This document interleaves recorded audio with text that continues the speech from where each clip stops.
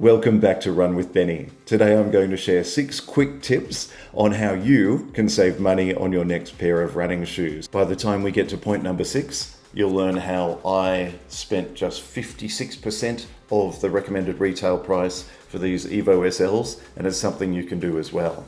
So let's get into it.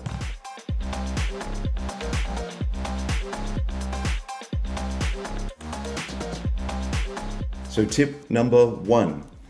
Consider last year's model. I know it sounds obvious and it sounds simple, but sometimes last year's model is actually better for you, particularly if you thoroughly enjoyed it. I bought, like everyone in the world, the Superblast version 1. Then, when version 2 came out, I bought that one as well. But actually, I still run in number 1, and I still really enjoy it. So pick a model that you enjoy and keep enjoying it. Don't feel that you have to spend top dollar on the new version of each new shoe. Tip number 2, check out different colorways in particular shoes. I do a lot of football coaching, which means I'm out on wet fields all the time at night time and on weekends, and I like to keep my feet dry and warm. And so what I do is once a year I buy a pair of Gore-Tex trail running shoes. There's a particular type from Nike, I can't even remember what they're called. But when I need a pair of those shoes each year, I just go onto the Nike website once every couple of days for a week or two, and there is always one particular color that goes on deep sale during that period. And I think the most important point here is you can be flexible with colorways. You're buying the same shoe no matter what. The structure matters, the materials matter. The color, some of the time, doesn't matter that much. So save money there if you can.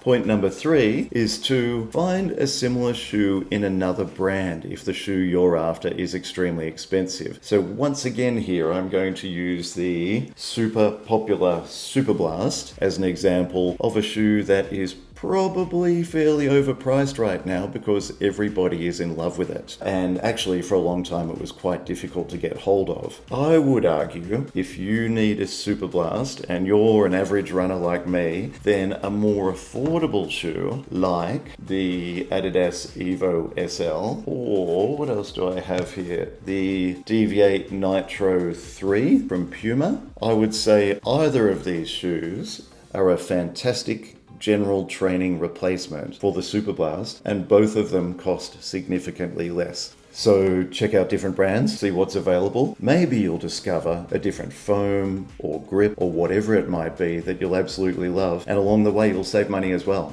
So point number 4 is to know the value of each pair of shoes that you own. And I don't just mean the cost, although the cost is important. I mean, how far do those shoes get you? Most apps these days contain some sort of simple functionality where you can tell them which pair of shoes you are wearing during each run, and you can keep a track that way of the distance you're running in each shoe. During this episode, I've already mentioned a few times the ASICS Superblasts. Very, very popular shoes and very, very expensive shoes. And yet I still buy them. Why is that? Well, the answer is that I've discovered they're incredibly good value shoes. The Superblast 1s will last me about 700 kilometers. If I pay full price for Superblast, which for Superblast 2 right now in Australia cost about $320, for 700 kilometers of running, that means it's costing me less than 50 cents a kilometer, which is pretty good value because I might then compare that to the ASICS Novablasts. These cost $240 full price retail in Australia, and yet I find that after about 250 kilometers, they're feeling pretty flat and pretty worn out. That's just my opinion. I know other people have very different opinions on the Novablasts. The Novablasts for me really last about 250 kilometers before they're worn out, and yet they cost $240, which means they cost about $1 a kilometer. So I could either have less than 50 cents a kilometer or around $1 a kilometer. Much better value for the more expensive shoe. So my tip here would be record the mileage of your shoes as accurately and simply as you can, and know which shoes give you the best value as opposed to which shoes are the best price. Then the trick is to get those great value shoes at a much better price. So let's talk about that. Point 5, join every single running shoe loyalty program that you can. Why? Number 1, most of the time it offers you free shipping and free returns, which is money saved already. Number 2, most have special offers, whether it's special offers for members or birthday offers or whatever it might be. Once again, that's money saved. And most powerfully, with these birthday discounts, I know, for example, during the One ASICS program, when it is your birthday month, on the first day of that month, you'll be sent an email with a 20% off voucher. That can be spent on just about anything. In fact, I haven't found anything that you can't spend it on yet. That's $76 off a pair of Metaspeed Sky race shoes, for example, which is pretty good, pretty awesome saving. And you might think, but this is just 1 month a year. That's not really going to help me a whole lot if I can only spend it during that month. I do know a few people who have 6 different birthdays with the One ASICS program scattered throughout the year. It means that they always have a 20% off voucher waiting for them within a few weeks at least. It just means that they have to run 6 different email addresses and 6 different passwords. Some people it's worth it, for some people it's not. I did read about a guy in the US who got a Starbucks coffee for free every single day of the year because on the app he had organized a birthday for every single day of the year, 365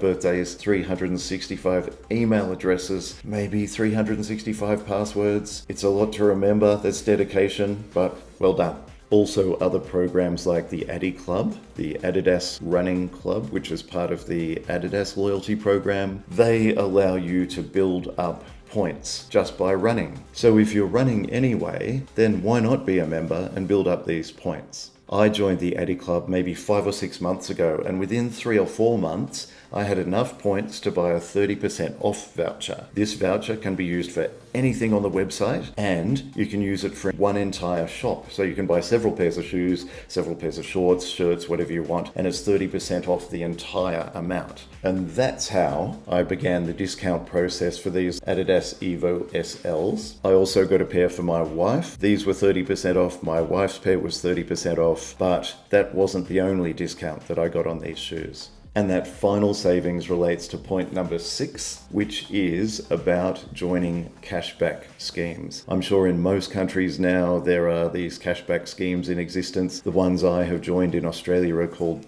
Top Cashback and Shop Back. You join for free. Whenever you want to buy something, you go to the website, see if they have a particular deal. So on the day that I wanted to buy a pair of these for myself and one for my wife, I went to one of the cashback websites. It had a 20% cashback deal for any Adidas purchases. So I went through that website to the Adidas website, got my 30% off for having done some runs. That brought a $240 Australian dollar pair of shoes down to $168. I then got 20% cashback on that amount, and in the end a $240 pair of Adidas EVO SLs cost me $134, which I think is the price you'd pay for a decent pair of shoes back in the 1980s, which is absolutely fantastic. So if you have any further tips on how you save money on running shoe purchases, please head down into the comments and share it with everyone. We would all love to know. But I think the main message from today's video is please do not go to a website or walk into a shop and pay full price for a pair of running shoes. There is always a deal to be had, so let's have it.